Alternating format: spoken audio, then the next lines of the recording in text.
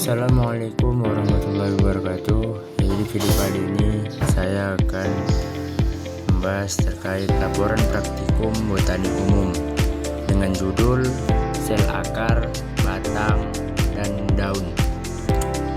Jadi perkenalkan, nama saya Muhammad Adil Prianda dengan NIM 2503011. Dosen pengampu Cisalimiati MPD PhD dengan program studi teknologi pasca panen